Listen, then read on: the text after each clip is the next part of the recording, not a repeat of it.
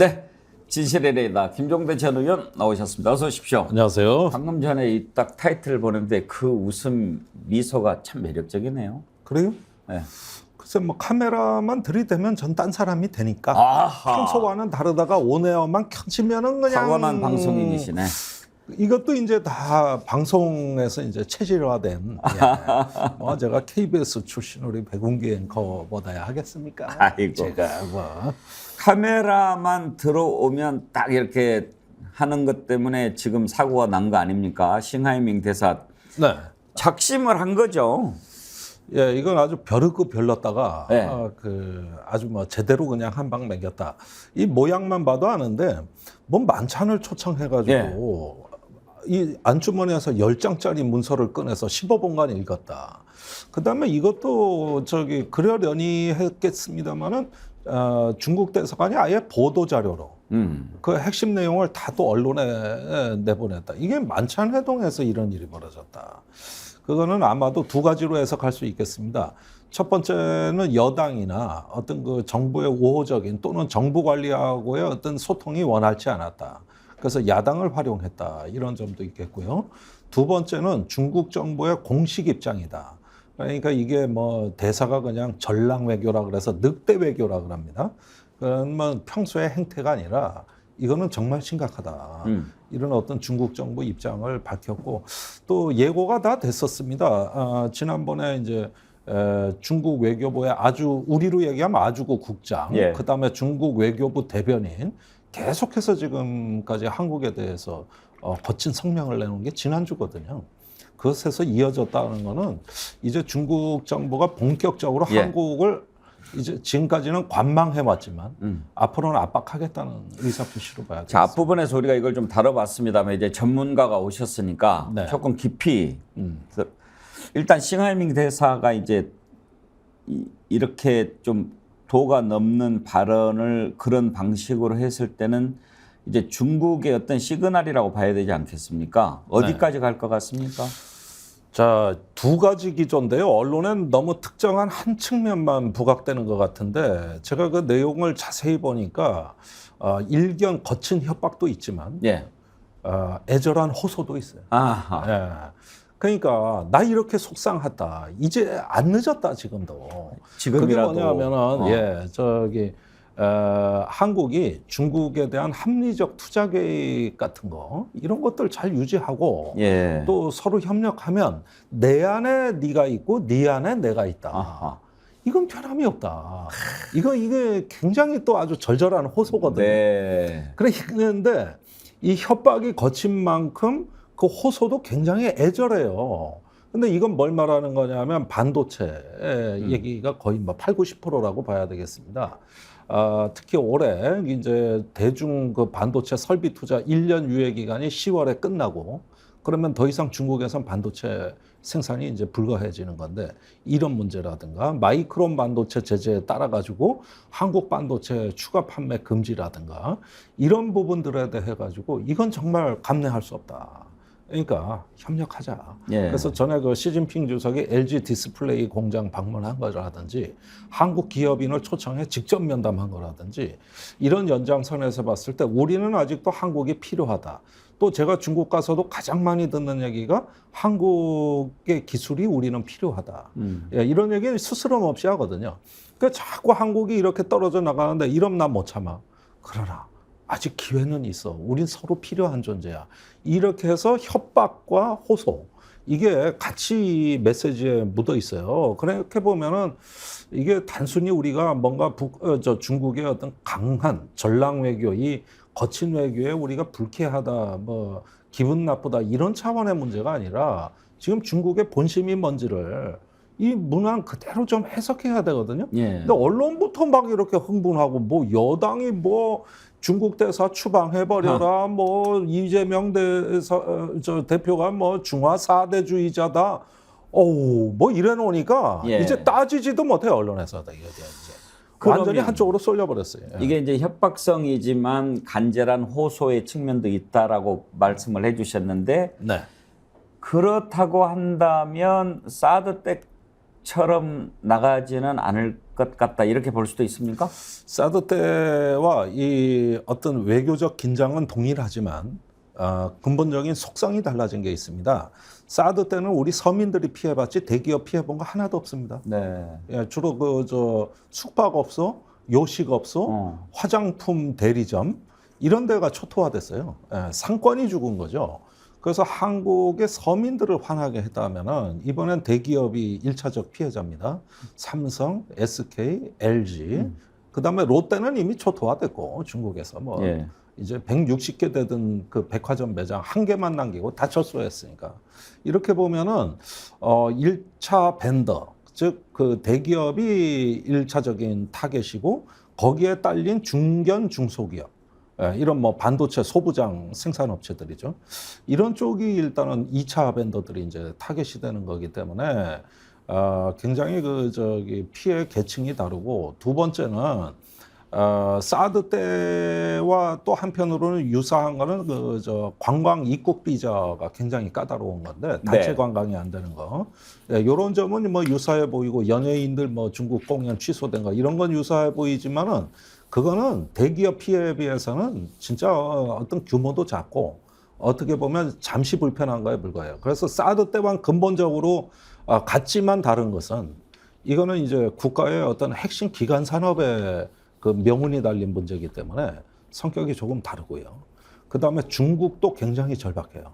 그때 한한령이 사드 때 내려진 건 중국 정부는 손해볼 일 없었어요. 그러나 이번에는 중국도 어떤 공급망 재편에 일단 그 불편을 감수해야 되는 거기 때문에 굉장히 어렵습니다. 아마도 우리가 탈중국 한다 그러지만 중국에서도 탈한국을 할 수 있는 대책은 이미 수립이 돼 있는 것 같습니다.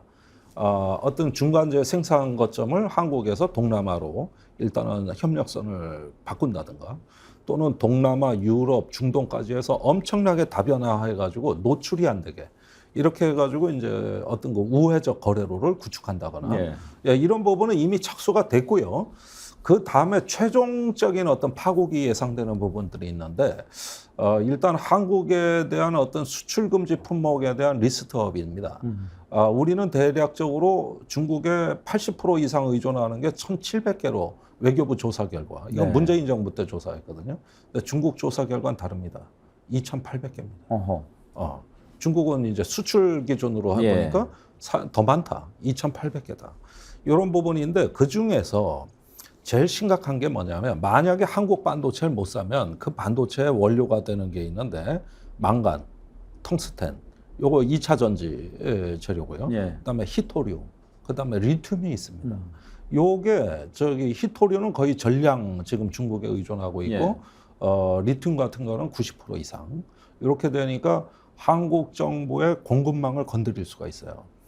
이런 부분이 되면은 이제 같이 어떤 한중 간에 서로 피해를 감수하는 일종의 치킨 게임 양상으로 될 가능성이 있어 보입니다. 이런 문제에 몇 가지 기준선을 설정해 놨는데 제가 보기에는 대만 문제를 추가 언급해서 중국의 핵심 이익을 건드린다든가 아니면은 미국의 중국에 대한 어떤 기술 통제에 이제 적극적으로 협력해 중국의 반도체 산업을 고사시킨다든가 이런 부분들의 신호가 오면 그때는 행동한다 이게. 그러니까 말이 아다르고 어다른데 지금 윤석열 정부가 미국, 일본에 이렇게 치우치는 외교 전략을 구사하는 것은 좋다 이거예요.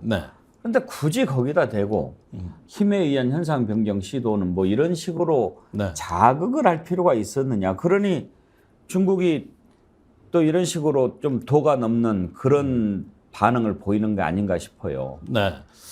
그러니까 힘에 의한 현상 변경 언급은 한중 수교 이래 처음 있는 발언이고요. 거기에다가 수교 당시에 하나의 중국 원칙을 우리가 약속을 한 것에 대한 약속 위반이다. 그다음에 중국의 핵심 이익이다. 이렇게 이야기를 하는데 더 길게 보면은 심층적인 어떤 다른 어떤 판단도 있어요. 한미일 안보 협력을 보는 거예요. 이 한미일 안보 협력은 대만 해협 유사를 대비한 협력이다. 그러니까 지금 말은 이렇게 툭툭 한국이 던지지만 최근에 한국이 하고 있는 거는 일본하고 군사정보 공유하고 실시간 공유를 하고 한미일이 해상연합 훈련을 같이 하고 그다음에 이제 더 나아가 미사일 방어도 같이 하고 이렇게 되는 건데 요 얘기는 뭐냐면은 1차적 타겟이 대만 해협의 유사 사태다. 그것에서 한국, 일본이 미군이 작전하는데 후방 기지 내지는 어떤 연합 작전 능력으로 같이 가세하겠다는 뜻으로 예. 나가겠다는 거니까 윤석열 대통령이 중국의 핵심 이익, 즉 대만 해협의 힘에 의한 현상 변경은 말이 아니라 한미일 안보 협력으로 뒷받침되는 흐름이다. 이렇게 보는 거예요. 네, 네. 여기까지 심각하게 보는 것이죠. 그러니까 이번에 그 한미 간이 북한에 대한 미사일을 억제하기 위한 확장 억제력 합의에는 개의치 않습니다. 그거는 개의치 않는데 한미일 안보 협력에서는 이거는 저기 그 정책 차원의 협력, 즉 중국을 주된 위협으로 보는 이런 어떤 일본의 방위백석 기조에 한국이 따라가겠다는 것이다. 이렇게 보면은 이거는 뭐 제가 보기에는 시진핑이 최근에 3월에 입법원 개원 그 연설에서 군과 정부 당원들이 다 모여 있는 자리에서 감어 투쟁을 준비해라. 그러니까 감히 투쟁한다는 뜻이에요. 감어 투쟁을 준비해라. 이거를 지금 미국에서는 전쟁 준비 신호로 해석하고 있어요. 그런데 과한 해석이에요. 뭐냐면은 투쟁이란 건 우리가 국회에서 예산 투쟁, 노사 간의 임금 투쟁, 이렇게 투쟁이란 말을 흔히 쓰고 예. 동양에서는 예. 이 저기 스트러글이라는 게 전투를 의미하는 게 아니거든요. 근데 이게 영어로는 전투로 번역이 돼 버리는 바람에 예. 지금 저기 최근에 그 대만 해협에서의 전쟁 가능성이 적어도 50% 이상이라고 미국 관료들이 얘기를 하기 시작했는데 그게 이제 과한 해석이 되는 거거든요. 그렇게 해석이 되면 한미일 안보 협력의 역량, 그 능력은 대만을 향하게 돼 있다고 보는 것이죠. 여기서 그 중국 정부가 그 저기 굉장히 그 비상경계령이 내려지고 시진핑이 이제는 저기 감어 투쟁을 준비해라. 이렇게 하면서 예. 총체적으로 대비해라. 이런 어떤 지침이 내려갔다는 데 대해서는 지금이 아마 최고의 긴장 고조로 갖고 있는 거 아닌가. 한 가지만 더 짚어보겠습니다. 싱하이밍 대사의 이 발언이 윤석열 대통령의 국가 안보 전략 발표한 이후잖아요. 그 다음 날. 네. 그러면은 윤석열 대통령이 발표한 그 국가 외교안보 전략에 대해서는 어떻게 평가하십니까? 그런데 그거는 저도 이제 그 질문을 많이 받습니다만은 국가안보 전략서는 매 2, 3년 주기마다 정부가 발표하는 일종의 어떤 루틴입니다. 예. 그러니까 본론은 작년 말에 발표한 한국판 인도태평양 전략의 핵심이고 예. 거기서 큰 방향이 다 제시가 됐고 그다음에 국가안보전략서는 그중에 안보 측면만 따로 떼가지고 국내 정책에서 얘기한 거기 때문에 예. 외교 부분이 많지가 않아요.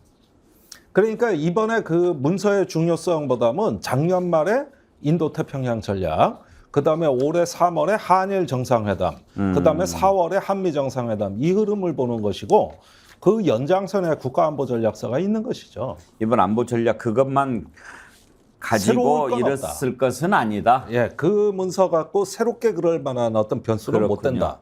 그러나 작년에 이미 나왔다. 알겠습니다. 잭잭님이 이런 글을 주셨네요. 대한민국 탈중국하면서 그 수혜는 오로지 일본이 다 가져가고 있습니다. 중국 한국 화장품 시장을 일본의 시세이도가 점령해가고 있어요. 그 전에 아모레퍼시픽이 엄청나게 아주 중국 관광객들한테 인기를 끌면서 매료됐죠. 뭐 엄청나게 상승하고 그랬잖아요. 예. 그런데 지금 그 시장을 하여튼 뭐 중국하고 싸고 그러면 일본이 재미를 봐요. 자, 일본은 지금까지 단 한 번도 탈중국인이 탈리스킹이란 단어를 쓴 적이 없습니다. 단 한 번도. 네. 그러니까 일본이 인도태평양 전략을 얘기한 건 2007년부터고 그때부터 다 준비를 하면서 중국과의 긴밀한 소통을 유지했거든요. 최근에 중일 간의 그 상무장관 회담 열렸지 않습니까? 또 앞으로 전략대화 열리고 그다음에 일본 자위대하고 중국군 사이에 군사 한라인 열겠다는 거 아닙니까? 그게 이번에 샹그릴라 안보대화에서 합의된 내용 아닙니까? 예. 우리는 그거보다 먼저 중국하고 다 군구 사령부하고 자매 결연 담에 전화하는데 지금 다 끊어졌어요. 이젠 전화해도 안 받아요. 그러니까 일본은 큰 프레임의 인도태평양 전략을 만들어 놓고 뒤로는 중국의 불만을 다 무마했다 이거예요. 그런 다음에 공급망 재편의 어떤 선두에 서 있으면서 지금 중국과의 무역 관계가 정상적으로 유지되고 있는데 지금 일본 수출의 22%가 중국입니다. 한국이 23%였다가 작년에 19%로 떨어졌어요. 여긴 푹푹 떨어져요. 한국은 푹푹 떨어져요. 일본은 떨어지지 않아요. 말은 인도를 중시한다고 해놓고 돈은 중국하고 벌고 있다. 예. 요게 지금 한국하고 일본의 차이입니다. 엄청나게 다르죠. 한국은 말하면 고지고대로 가고 일본은 그건 하나의 전략 담론으로 만들어 놓고 다양한 외교적 수단을 발휘하는 거죠. 그런데 한국은 그렇게 외교적 역량 준비돼 있냐? 또 규칙을 우리가 짜냐? 아니거든요. 아니거든. 이게 뭐 일본이 하니까 우리도 한다고 숭어가 뛰니까 망둥이도 뛴다 그러니까 뛰어보니까 뭐 그러니까 뭐 망망대해에서 이거 갈 데 없는 거죠 이게. 예. 아무튼 그 전체적으로 한국이 이렇게 우리가 그동안에 생각해왔던 외교 관계의 기본이 있지 않습니까? 예. 등거리 외교라는 표현도 있었고 뭐 여러 가지가 있는데 균형 외교란 말을 많이 썼죠. 예. 네. 그러니까 그 전략적 모호성을 지금 이제 벗어 던졌지 않습니까? 네. 전략적 명확성을 바꿔서 전략적 명료성이라고 명료성. 합니다. 예. 레몬님이 이런 글을 주셨어요. 전략적 모호성을 잘 구사하다가 이 정부 들어 전략적 명확성을 바꿔서 명확성으로 바꿔서 이득 본 게 뭐가 있나요? 네. 그러니까 왜 이런 불편을 또 이런 희생을 윤석열 정부가 감수할까? 모르지 않았을 텐데 이게 핵심적인 한 가지 사고가 있어요. 미국과 중국 간에 파국이 임박했다고 본 거예요. 적어도 대만 해협에서는 2027년까지 충돌이 벌어진다는 미국 관료들의 그 말을 믿어버린 거예요. 대표적으로 이 말을 한 사람은 필립 데이비슨 전 인도 태평양 사령관이 2021년에 상원 증언에서 앞으로 6년 안에 시진핑은 대만을 침공한다. 그리고 작년에 그 윌리엄 번즈 CIA 국장이 2027년까지 대만 전쟁을 준비하라고 시진핑이 군부에 지시했다. 이걸 폭로해버린 거예요. 이런 게 반복적으로 제가 아는 것만 해도 서너 가지인데 대통령실에는 이게 맨 앞자리 뉴스로 NSC 1일 정보보고의 맨 앞자리 뉴스로 이것이 수십 개 올라갔다고요. 그러면은 어느 날 이렇게 있다 보면은 이제 현실 감각이 느껴져요. 저 대만 해협에서 전쟁이 곧 터질 거고 대만 해협이 위험해지면 북한 김정은도 가만 안 있을 거고 2027년 내 임기의 마지막 해인데 내 임기에 파국이 올 수 있어. 지금 이기는 자하고 빨리 손 잡아야 돼. 그거보다 더 중요한 건 생존 전략이 있어. 이렇게 스스로를 단순화하고 극단화된 프레임 안에 자기 자신의 존재를 위치시키면은 이 믿음 하나는 윤석열 정부가 사태를 관리하는 데 있어서 가장 중심이 된 어떤 관점이고 사고방식이라는 겁니다. 이걸 믿는 것 같다는 거예요. 그런데 아무리 믿음이 있어도 관리하기 나름입니다. 아니 투키디데스가 펠레폰네소스 전쟁사 끝에서 그렇게 얘기했습니다. 모든 전쟁이 일어나는 것은 전쟁이 일어난다는 믿음 때문이었다. 그렇게 이야기했거든요. 우리가 그 믿음을 관리하면 안 일어나고 막을 수 있는 거거든요. 그래서 저는 윤석열 대통령이 전쟁이라는 말을 함부로 입에 올렸을 때 두려웠어요. 그런 말이 떠올라서. 왜 전쟁 이야기를 자꾸 본인이 하냐고요. 그러니까 평화로운 세상은 그 현실 감각이 안 느껴지고 뭔가 이렇게 막 그냥 미사일이 날아다니고 치고받고 이런 건 현실 감각이 강한 스펙타클 하나의 블록버스터의 영향으로 보인다는 거예요. 그런 블랙버스터에 굉장히 민감한 어떤 멘탈이다. 이게 현실 감각이 생긴다는 거지. 영화도 자꾸 보다 보면 그게 맞습니다. 전쟁이 영화처럼 일어나는 걸로 믿어버려요. 전쟁은 영화하고 전혀 달라요. 그런데 그게 현실 감각을 가져버린다고? 영화하고 전혀 다른 정도가 아니죠. 전쟁은. 중국 살펴봤고 일본 잠깐 좀 들여다보죠. 후쿠시마 오염수 방류 초일기에 들어갔다고 그러는데 그렇습니다. 방류 설비를 시운전했다라고 합니다. 이제 곧 방류가 임박한 것 같은데요. 국회에서 벌어진 장면을 먼저 한번 좀 보시고 갈까요? 국제기구와의 공조를 통해 투명하고 과학적인 결과를 바탕으로 대응하겠다는데도 그저 반일 죽창가에만 홀려 어민 피해를 비롯한 국민은 안중에도 없고 구태 정치에만 현안입니다. 묻지마 선동을 하기 전에 요란설은 후쿠시마까지 갔다가 빈손으로 돌아와 망신만 당한 자신들의 반성문부터 쓰십시오. 준비가 모두 끝나고 방류만 남는데 윤석열 정부는 무엇을 하고 있습니까? 애초에 오염수 방류에 대해 일본에 이의 제기할 뜻이 없습니다. 그저 눈 가리고 아웅한 것입니다. 여당이 앞장서서 국민 불안을 괴담으로 낙인 찍으며 오염수의 안전성을 앵무새처럼 반복하는 것도 파렴치합니다.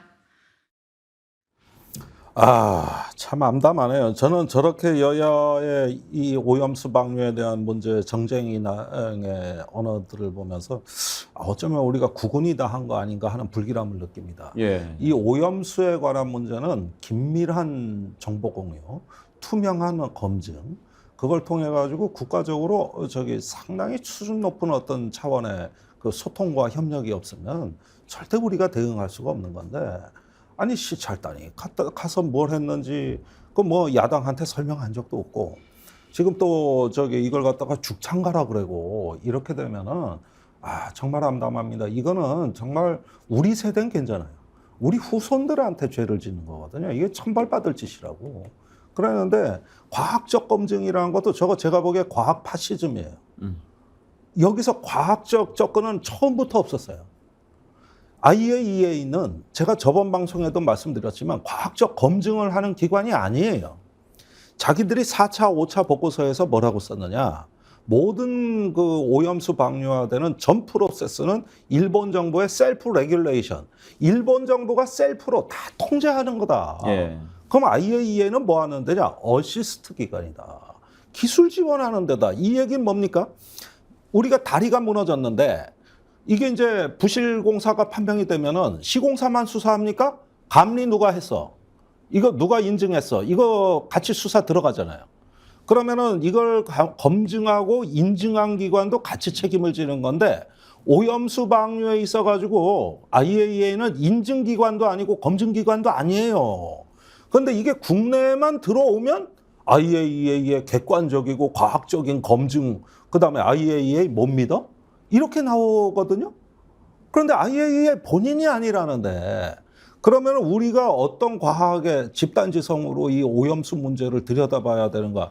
이거는 정부, 시민단체, 야당, 또 과학자 그룹까지 해가지고 정말 집단지성을 모아야 되고 정부에 대해서 다양한 의견들이 오고 가야 되는 게 정상입니다. 그런데 지금 한쪽은 선동이라고 그러면서 죽창가라 그러고, 한쪽은 가서 뭘 보고 왔냐 그러고, 뭐 CR이도 없고 내용도 없는데 아니 이걸 갖다가 지금 180배 우럭의 방사능 오염 기준치가 나오고 이런 상황에서 아무 국가 비상 매뉴얼 없습니다. 어민들 피해 대책에 대한 보상책 하나도 없고요. 그러니까 이런 문제가 이게 앞으로 30년, 40년 후에도 이게 현실화될 수 있는 문제인데, 이 문제를 두고 저런 안일한 정치의 어떤 또 우리나라 지성의 안일함이랄까 이런 것들은 굉장히 국가적인 경고가 지금 나온 겁니다. 이게 이거 국민들이 갈 데가 없어요 지금. 그래서 이제 곧 최종 보고서가 나오면 읽어봐야겠습니다만은, 모르긴 몰라도 그 최종 보고서 보고 재빨리 방류할 건데, 최종 보고서에 IAEA의 자기의 역할과 책임을 분명히 안 쓰고 이렇게 얘기할 겁니다. 똑같이 얘기할 거예요. 일본 정부의 오염수 방류 과정은 신뢰할 만하다. 그러면 우리가 내 돈 떼먹고 도망간 놈들 다 신뢰할 만한 놈들이었지 그러면 제가 지금까지 돈 꿔줘서 못 받은 거는 다 신뢰할 만한 놈들이었어요. 그렇죠. 안 믿으면 안 아예 신뢰가 안 가면 그런 일도 안 가요. 꼭 사랑을 배신하는 놈, 그다음에 친구를 배신하는 놈, 다 신뢰할 만한 놈들이 하는 거예요. 그러니까 신뢰할 만하다는 표현은 과학의 용어가 아니에요. 와닿습니다. 신뢰가 입증됐느냐 안 됐느냐 이 한마디여야 되는데, IAEA 보고서는 항상 어떻게 쓰느냐? 신뢰할 만하다. 예. 이게 무슨 보고서입니까? IAEA 보고서 신뢰할 만하지 않네요. 예.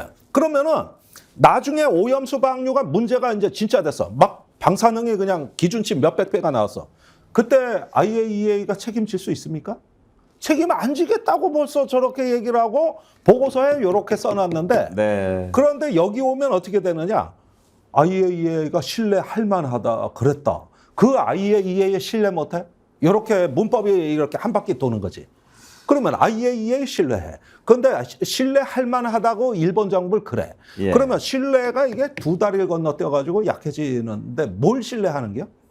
아니 그러니까 저는 위험하다 위험하지 않다 얘기가 아니에요. 이건 과학의 파시즘입니다. 왜 과학의 권위를 IAEA가 독점합니까? 과학은 인류 공동의 자산이고 우리 모두의 것입니다.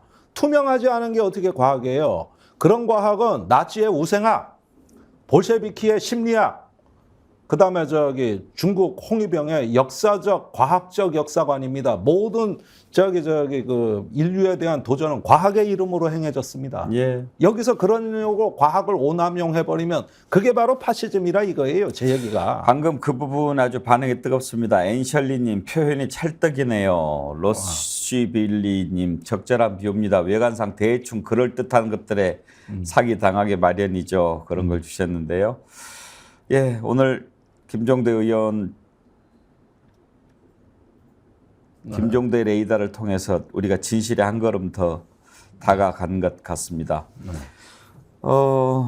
박고보려님 선정했습니다. 중국 대사가 A업계 얘기한 건 사실입니다만 우리 대통령이 중국에 한 걸 보고 얘기합시다. 중국이 좀 과하긴 했어도 앞으로 우호 관계를 유지하자는 신호로 본다는 김종대 의원님 말씀에 공감이 갑니다. 그런 의견 주셨는데요. 감사합니다. 예, 박고보려님 댓글 선정했습니다. 저희 스픽스로 이메일에 남겨주시면 저희가 자연주의 화장품 글램모에서 드리는 선크림 아이크림 세트 보내드리도록 하겠습니다. 그리고 오늘 또 슈퍼챗 멀리 미국 시애틀에서 보내주신 분이 계시던데요. 시애틀리인가요? 네, 시애틀 유나 김님 US 달러로 49.99. 오. 양 박사님 사직사 말고 사직생 하시길 양 박사 계실 때 말씀드릴 걸 그랬군요. 예, 감사드립니다. 오늘 여기까지 하죠. 네. 감사합니다. 감사합니다. 예. 글래머 좋아. 글래머 안 좋아? 좋아요. 글래머 좋아. 그때 그 글래머를 발랐으면 티가 안 났을 텐데. 농사하고 그럴 때 피부가 타요. 타면 안 되죠. 미쳤다, 그러면 이거 바르면 되지 않겠습니까? 네. 맞습니다. 아하, 좋아요. 조건이 좋습니다. 그리고 품질은 제가 보증합니다. 많이 구입해 주시면 우리 스픽스가 힘을 갖는 데도 도움이 된다는 말씀 드립니다.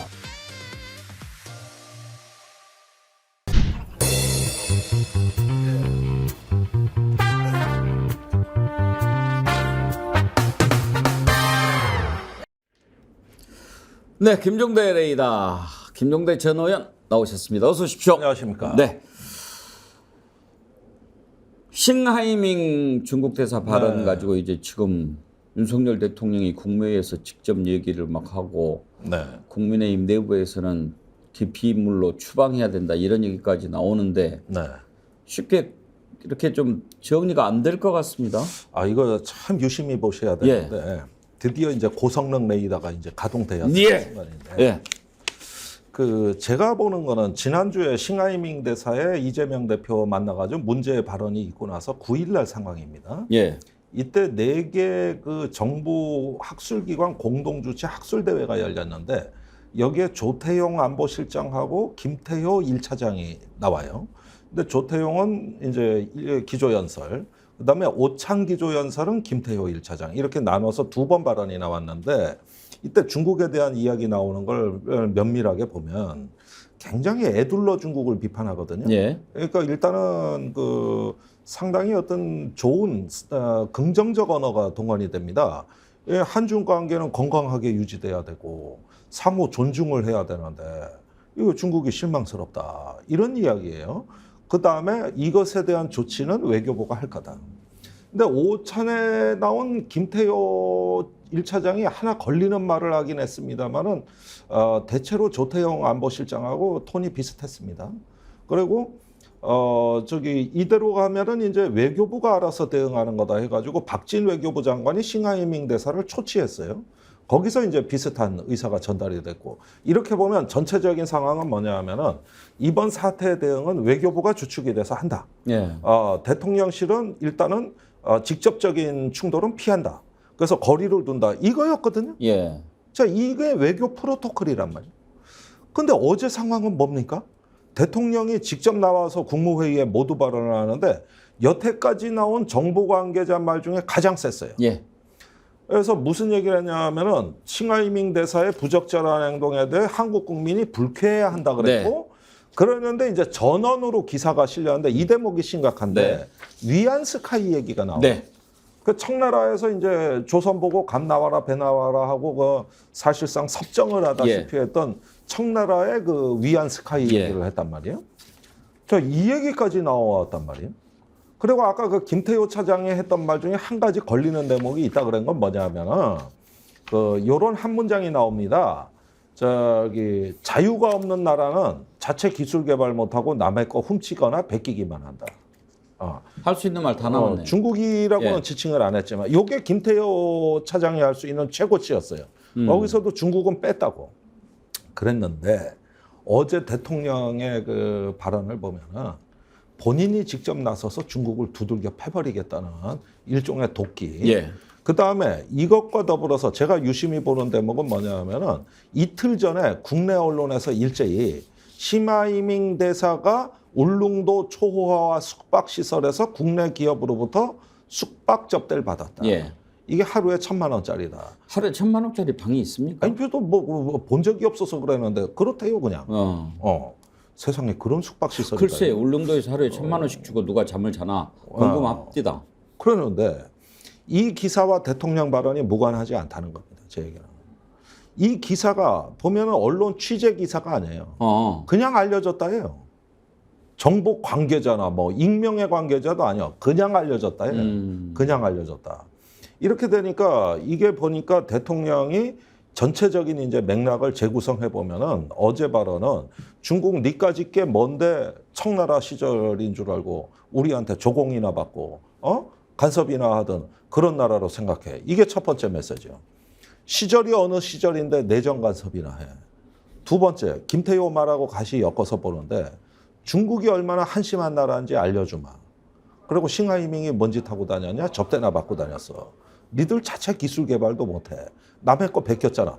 아니, 우린 옛날에 외국 기술 안 베꼈습니까? 지금도 베끼고 있어요. 그 일전에 발사한 한국형 누리호가 한국형 발사체라는데 그 러시아 액체 로켓 역설계한 거예요. 엄밀하게 말하면 한국형 발사체도 아니에요. 아직도 우리도 베끼고 있어요. 그런데 이런 식의 어떤 조롱, 그러면서 네가 뭔데, 니네가 얼마나 한심한 존재인지 이것도 알려주겠어. 그러면서 세 번째 이제 그 특이한 사고가 나오는데 지금 미국이나 일본도 중국을 이렇게 안 다루거든요.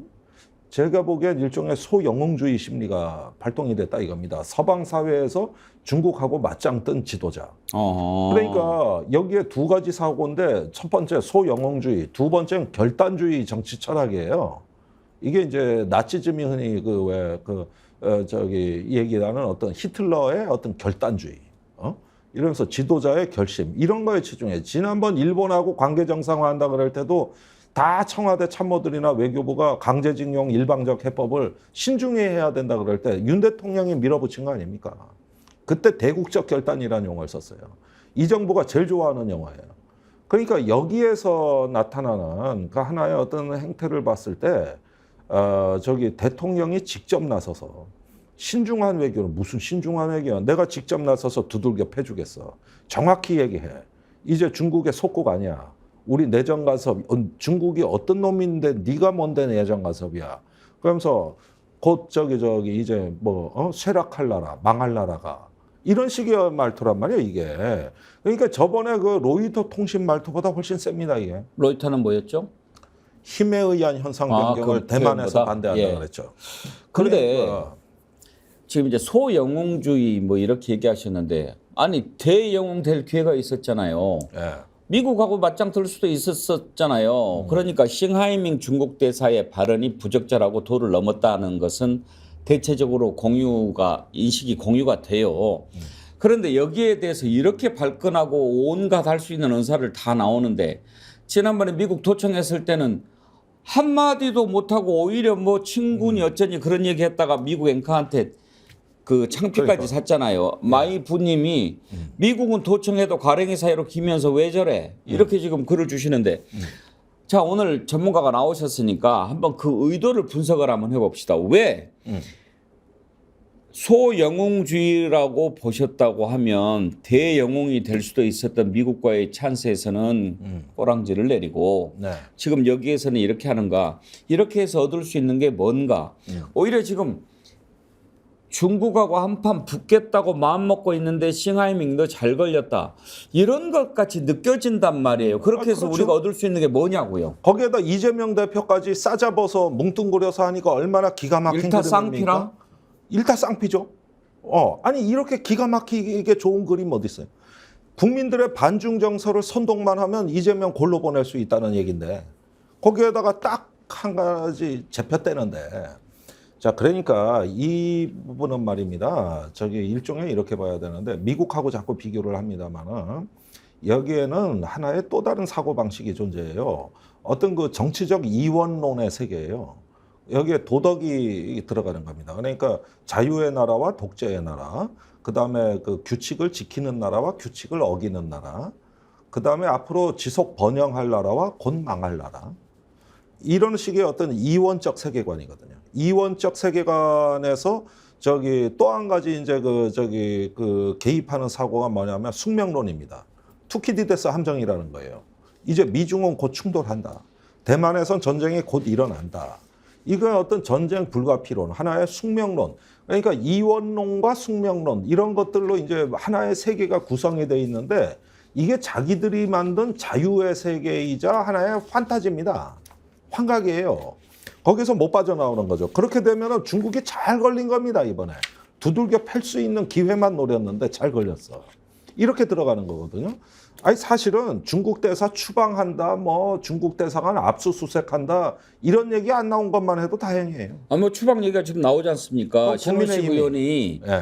그러니까 이제 뭐 그렇게까지 설마 하겠느냐. 그런데 윤석열 대통령 발언을 보면 국민들이 매우 불쾌하고 불쾌감을 느끼고 있다. 뭐 그다음에 위안스카 얘기까지 나왔다면 만약에 지금 뭐 외교적 용어로 페르소나 논 그라타, 네. 외교적 기피 인물이죠. 이렇게 해서 추방을 한다고 칩시다. 그러면 어떻게 그럼 됩니까? 국교 단절입니다.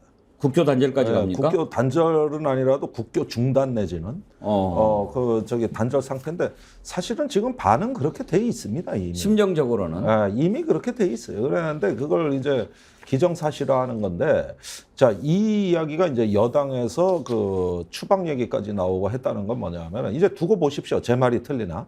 이번 주 하반기부터 늦어도 다음 주쯤이면은 반중 혐오 기사들 쏟아질 거예요. 그동안에 저기 이미 비축해 놓은 거 많아요. 뭐 중국의 행태, 뭐 또 어떤 그 짝퉁, 뭐 또 어떤 중국의 일방주의, 인권, 뭐 별의별 거 다 나올 겁니다. 별의별 거 다 나올 거예요. 이런 걸 갖다가 정보기관이 일단 언론은 그거 당 모의죽이라 그래. 하나씩 뿌려주는 거. 기사거리 뿌려. 한동훈 장관의 주특기예요. 그러면 식으로 해가지고 첫째 반중 혐오 선동. 두 번째 그걸 통해 가지고 어떤 중국에 대해 가지고 우리가 속국이 아니라 맞섰다는 거. 그러니까 과거에 북한을 상대한 행태를 똑같이 중국에 하겠다는 거예요. 그러면은 옛날에 보수는 말입니다. 북한에 대해서 우리가 고압적인 태도를 취하는 사례는 많이 봤지만은 과거의 보수가 중국에 대해서 그러는 거 본 적이 없거든요. 이명박 박근혜 때도 오히려 중국 중시여서 문제였지. 이명박 대통령 G20 때 후진타워 안 온다고 그거 초청하느라고 그렇게 공들이고 박근혜 대통령 천안문 막루에 올라갔지 않습니까? 그러니까 과거의 보수는 중국 중시 전략이었는데 이번에는 북한을 상대로 하던 정치 외교 행태를 중국에다가 구사하겠다는 얘기예요. 그러니까 북한하고 중국은 똑같이 나쁜 놈이기 때문에 그래요. 그리고 둘 다 앞으로 망할 나라예요. 이게 제가 말을 거칠게 한다고 지금 생각하지만 이게 이 정부 국가 엘리트들에게 내장된 근본주의 이데올로기의 핵심 사상입니다. 핵심 중에 핵심이에요. 거기에 숙명론까지 들어왔다. 이게 투키디데스 함정론까지.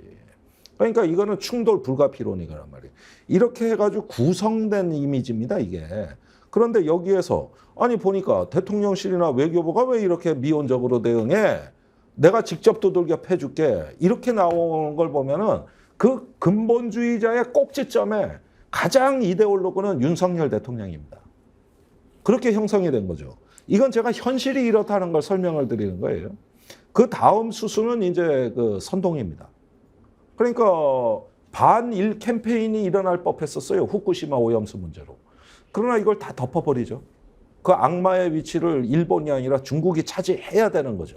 그래야 여론이 관리가 되는 거고 거기에 이재명 대표하고 민주당 의원들까지 끼워 넣기 때문에 이게 총선 전략으로 잘하면 되는지 여기에서 하나의 리트머스 시험지가 나온 거예요. 이게 먹히면은 이거 총선 전략으로 확실히 이제 안착이 되는 것이죠. 글쎄요. 그렇게 해서 도움이 될까? 국민들 걱정은 도대체 안중에 있는가? 한번 생각이 되고. 여름 실어님이요. 천공 예언한 게 있어요. 2025년에 통일된다고요. 사실 오늘 천공 얘기도 우리 김종대 의원님하고 좀 해보고 싶은데. 그 얘기 또. 아니 오늘 우리가 천공 문제를 앞에서 다뤘어요. 네, 혹시 보니까 그 있더라고요. 보셨어요? 충남 서천에 네, 뭐 군수하고 밥 먹는 거. 갔는데 군수하고 뭐 밥은 경찰 먹은 고위 관계자 옆에 앉아 있고. 근데 그 군수가 천공이 누군지 몰랐대요. 천공이 누군지 모르고 주민이 와가지고 천공이란 분이 오셨는데 차 한잔 하자입니다 해서 만났대요. 네. 말이 됩니까? 저 경찰에도 할 얘기가 있어요. 그 옆에 제가 앉은 경찰 고위 관계자가 더 눈에 띄어요. 예. 제가 지금 누굽니까? 제가 천공 사건으로 피고발인으로 그러니까요. 지금 고발당한 지가 12월 5일 날 당했으니까 지금 물경 6개월이 넘었어요. 아직도 경찰이 천공 조사 안 했습니다. 그래서 사건은 올수도비입니다, 지금. 그대로 가고 있어요. 6개월 전이나 지금이나 상황 똑같아요. 그런데 별건으로 애꿎은 사람들 압수수색 당하고 털리고 있어요, 지금. 그래, 지금 뭐 고발당하고 압수수색 당한 사람이 10명이 넘어요. 이렇게 큰 사건인데 천공만 조사를 안 받았어요. 육군 참모총장도 조사받았어. 육군 부사관도 조사받았어요. 천공만 안 받았어요. 이 사건의 모든 열쇠는 다 천공이 쥐고 있는데. 그런데 경찰의 고위 간부가 그 옆에 왜 앉아 있어요? 아니, 내가 그 사건의 공정성을 비춰봐더라도 말이요. 경찰 그 뭐 서장하고 옆에서 밥 먹을 정도의 저런 위인인데. 서장은 아니고 뭐 간부입니다만은. 네. 근데 그 사건의 핵심이 천공이 관저 짓는데 현장에 갔냐 안 갔냐 이거잖아요. 네.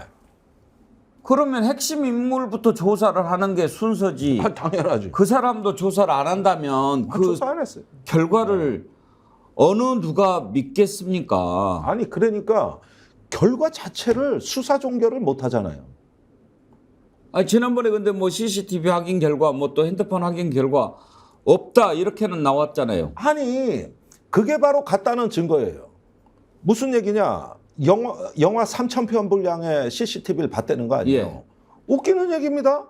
간 시간대만 찾아내서 검색하면 1시간이면 끝나지 뭐 3,000시간을 보고 그것도 집무실 갔다는 거 그렇게 제가 강조를 했는데 그건 빼고 관저만 계속 관저만 집무실은 어디? 아니 육군총장 서울사무소 거기로 왜 가요? 거기도 갔었죠. 거기도 갔다는 겁니까? 네. 대통령 임시 집무실 용도를 받던 것이죠. 임시 집무실. 그때 이제 국방부 이사 날짜하고 예. 대통령 취임식 날짜하고 보니까 5일이 겹쳐요. 예. 5일은 동궐해야 되는데 이삿짐 나르고 거기서 근무를 해야 돼. 대통령이. 그러니까 의전이나 경호 입장에서는 이거 말이 안 되는 상황이 된 거죠. 그 앞에 국방부 청사 앞에 육군 사무소 그 서울 사무소가 있었거든요. 예. 그거 잘 꾸며놨거든. 제 얘기는 관저에 이어 거길 나타난 거다. 그건 수사 대상에서 지금도 빠졌어요. 그 얘기를 어디서 들으신 거예요? 제가 스픽스에 작년 12월에 이게 육군 참모총장 증언이라고 내가 육군 참모총장 얘기를 한 겁니까? 그 얘기를 내가 6개월 동안 지금까지 예, 해왔죠. 근데 그거 수사 안 해요. 안 합니다. 안 해요. 그런데 이제 문제는 수사 안 하고 지금 뭐 여러 가지 뭐 영화 몇천 편의 필름 보고 뭐 저 CCTV 화면 보고 휴대폰 분석해서 결과적으로 간 사실이 없다. 이렇게 그 말도 되면 못 해요. 그 말도 책임져야 되는 못해요. 거 아닙니까? 김종대 의원이랑 그런 말을 했던 아니 사람들. 그러니까 나를 빨리 기소해라 차라리. 어? 그 결론 내리고 나는 또 다른 증인들 다 준비돼 있으니까 나 경찰 수사 못 믿겠다. 나 재판 가서 싸우겠다. 빨리 날 기소해라 그러는데 기소는커녕 경찰 수사도 종결 안 돼요. 못 하는 거예요. 못 하는 거예요. 조사는 받으셨고요. 1월에 한 번 한 번 받고 그대로는 부르지도 않아요. 부르지도 않아요.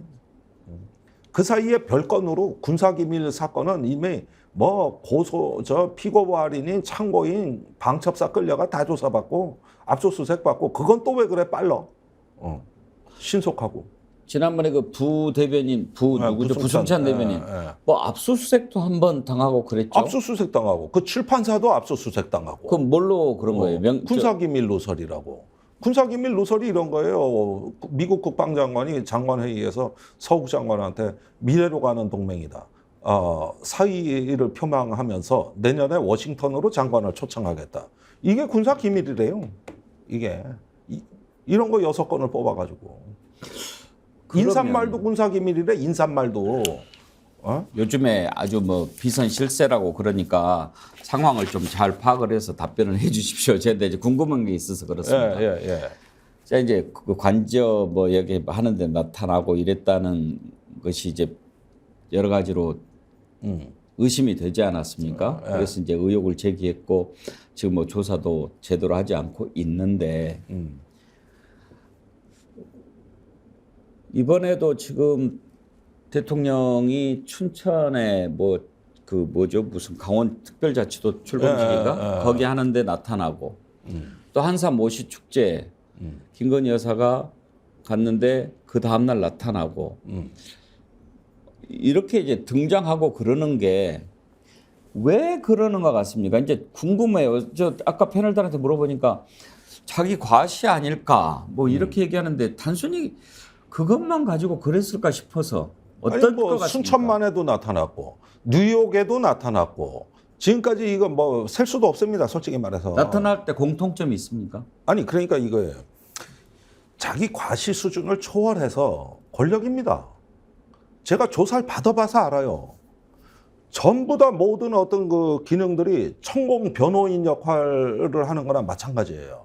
보호받고 있다는 걸 제가 알아요. 저 사람은 보호받고 있어요. 못 건드립니다. 못 건드리고. 그 하다 못해서 저기 용산의 대통령실 정무팀이 대통령한테 보고를 써도 안 되는 금기 사항이 김건희, 천공 뭐 이런 것들입니다. 이런 건 거명해서 안 되는 거예요. 그러니까 진짜 보고서는 쓰지도 못해요. 그러는데 이것이 하나의 어떤 초월적 권력이 돼가지고 이렇게 돼 있고 보통 경남 합천에 내려가 있는데 천공이 평소에는 예 거기에 뭐가 있습니까? 거기에 이제 하동 마을에 있죠. 하동 그 왜 최참판댁 문화재 그 토지에 나오는 그 옆에다가 냈죠 건물을. 자기 뭐 종교 시설 같은 게 있습니까? 거기에 그 3층 건물인가 뭐 하나를 매입을 하고 그 인근에 전답을 일부 샀어요. 거기서 이제 그 원래 계획은 한국차 세계화 운동본부를 차리려고 했던 건데 지금은 그 얘기가 쑥 들어가고 인근에 그 진주에 경상국립대가 있어요. 그 교수들 그 하동으로 다 초청해가지고 그리고 이제 병풍 세워 사진 찍고 뭐 인근은 난리도 아니에요. 그 불려간 교수들 내가 몇 명 만났거든요. 가면은 30분간 만나주고 사진 찍고 뭐 이러는 건데 그리고 지금은 저기 천공의 정법 시대는 국내 종교가 아니라 글로벌한 종교로 진화하고 있습니다. 계속 아프리카 사업, 중동 사업, 그다음에 이제 해외로도 나가고 있고 이렇게 되고 있거든요. 그러니까 이런 어떤 그 맥락을 자세히 보면은 이런 와중에 그 제 건으로 기자들이 천공을 가장 많이 찾아갔거든요. 막 그 기습 취재를 해요. 막 이렇게 들이대는데 안 가셨으면 안 가셨다고 말씀을 한마디만 해주시라. 경찰 조사는 왜 안 받으시냐 이런 질문을 하는 거거든요. 천공은 지난 6개월 동안 단 한 번도 공개적으로 나 관저에 안 갔다. 이 얘기 한 적이 없습니다. 없죠. 한 적이 없어요. 저도 들어본 적이 없으니까. 없어요. 그리고 경찰 조사도 안 받는다. 갔는지 안 갔는지 그것이 에는 입장이 없다는 게 입장이다.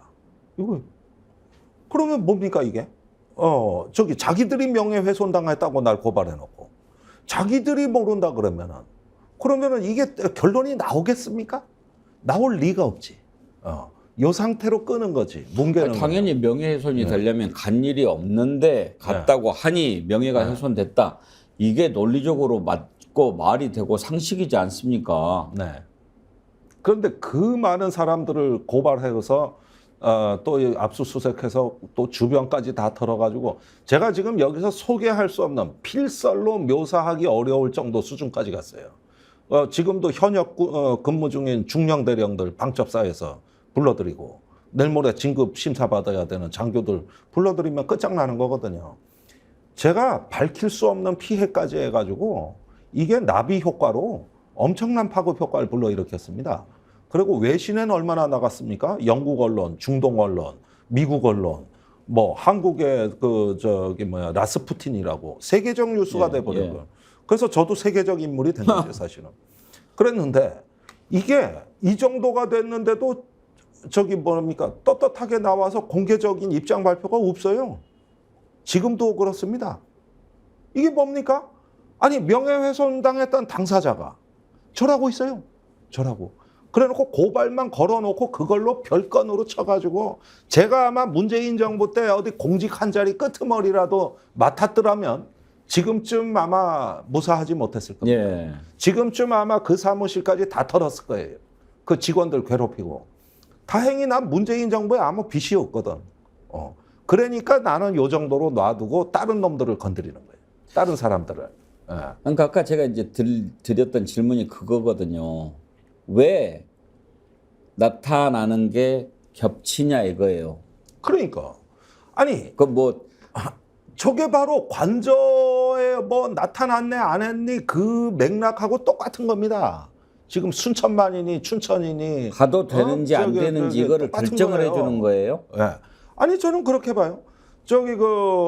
이것도 언론에 많이 부각은 안 됐습니다만은 그때 뉴스토마토의 특종 중에 하나는 바이든 대통령 방한했을 때 그때 그 정경련에 천공 측에서 그 천공 스승이 멕시코 난민 수용소를 우리나라 기업 돈으로 짓겠다는 프로젝트를 만들어서 정경련에 뿌렸다는 거 아닙니까? 그 바이든 대통령 오기 전에 결정해야 된다고. 그리고 용산에는 내가 말해놨다. 이렇게 해가지고 문자 메시지가 공개된 적이 있잖아요. 이 사람은요, 일종의 대국 외교를 하는 양반이요. 대국 외교. 국내외를 넘나든단 말이에요. 그리고 이런 대형 행사가 있을 때 안 놓칩니다. 절대로. 자기가 그 눈여겨봐하고 찍어뒀던 거 안 놓쳐요. 그러니까 여기서 두 가지가 궁금한 거예요. 하나는 그런 중요한 VIP 행사 일정이 어떻게 일개 천공한테 다 이렇게 공유가 될 수 있는가? 그래서 이렇게 같이 등장하고 나타날 수 있는가? 이게 이제 첫 번째 궁금한 부분인데 이거는 언젠가 다 밝혀지고 드러날 것이라고 보고요. 정말 궁금한 것은 왜 그러면 나타나는가? 우리가 생각하기에 VIP가 나타나는데 거기에 나타났다. 그러면은 내가 가면 미리 그쪽에 있는 나쁜 기운을 다 몸으로 이렇게 뭐 피하게 해줄 수 있다. 뭐 이런 차원인 것인지 뭐 들으신 얘기가 있는가 아니 궁금해서. 그러니까 본인의 말은 그분의 그 행태와 말은 본인이 유튜브에서 말하는 정법 시대의 그 맥락으로 이해를 해야 됩니다. 일종의 내재적 접근법. 천공의 논리로 천공을 이해해야 돼요. 그게 뭐냐면 본인의 선포한 시대는 정법 시대 아닙니까? 정법이 통치하는 세계. 그런 어떤 새로운 광명의 세계를 얘기하는 거고 그럴 때 제일 중요한 건 길을 다스려야 된다. 용산으로 집무실이나 관저가 이전한 것도 용산 시대에도 그 용의 기운이라는 맥락에서 이게 설명이 되는 거거든요. 그러니까 하나의 어떤 그 자기가 보는 풍수지리와 역술과 그런 걸 통한 어떤 그 길을 갖다가 자기가 직접 다스리는 일종의 어떤 그 하늘의 메신저인 거죠. 이분이 하늘의 메신저기 때문에 그런 걸 통해 가지고 그래야 신자들이 몰려오고 강의 수업료 70만 원씩 받고 수백 명 강연하지 않습니까? 그러면서 질량적으로 높인다. 질량적으로 그 기운을 높인다는 거예요. 이게 정법 사상이란 말이에요. 이게 그런 큰 뜻이 있군요. 그렇습니다.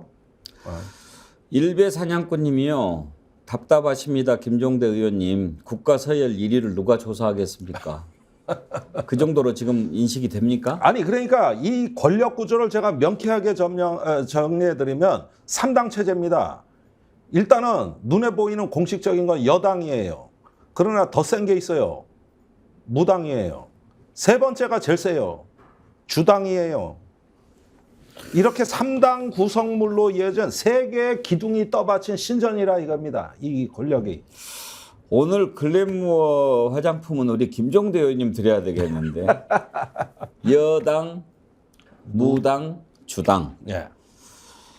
네, 알겠습니다. 오늘 천공 관련된 내용이 있어가지고 우리 김종대 의원께 여쭤봤는데 언제 천공 특집 한번 하십시다. 아이고, 사실은 제가 하도 많이 해서 예. 이제 새로울 것도 없어요. 아니 저는 오늘 새롭게 들은 게 해가지고. 많이 있어요. 예. 그런데 제가 나중에 지금 준비 중인 게 있는데 진짜 큰 사건은 올해 4월에 터진 거 있습니다. 뭐죠? 진짜 무당인데 4월에 오사카에 나타납니다. 요게 사건입니다. 나중에 그 내막 설명드릴게요. 오, 예. 예고편까지. 예, 예고편까지. 천공이 아니고 다른 사람이에요? 예, 그렇습니다. 천공만 있는 거 아닙니다. 예. 아, 기대가 되고 네. 걱정이 됩니다. 예. 오늘 여기까지 하죠. 네. 예, 여러분 진실과 상식 통하는 세상 언제쯤 만들 수 있을까요? 함께 해서 깨어있는 백만 정어리 만들도록 하십시다. 그리고 스픽스 글래머가 함께 드리는 선크림 세트 많이 구입해 주십시오. 지금이 구매 찬스라고 합니다. 아주 좋은 조건으로 하고 있는데 지금 우리 이제 스픽스 구독하시고 또 정치본색 함께 해주시는 분들은 거의 다 사셨다고 그러던데요. 본인 바르시는 것도 바르시는 거지만 많이 사서 이거 참 좋은 건 제가 보증하니까요. 주변에 널리 알려주시면서 이거 써보고 스픽스 꼭 구독해라 이렇게 얘기해 주시면 여러 가지로 좋고 도움이 될 것 같습니다. 여러분 많이 구입해 주십시오. 자, 김종대 의원과 함께 해봤던 김종대 레이더. 오늘은 중국 우리가 과연 어떻게까지 하려고 이러는가 짚어봤고요. 천공 논란 살펴봤는데 그 사람이 또 누구일지 오늘 무지무지하게 궁금합니다. 다음에 한번 얘기해 주십시오. 예. 예, 고맙습니다. 네. 백운계 정치본색 오늘 순서 여기서 마치겠습니다. 내일 오전 10시 50분에 다시 찾아뵙겠습니다.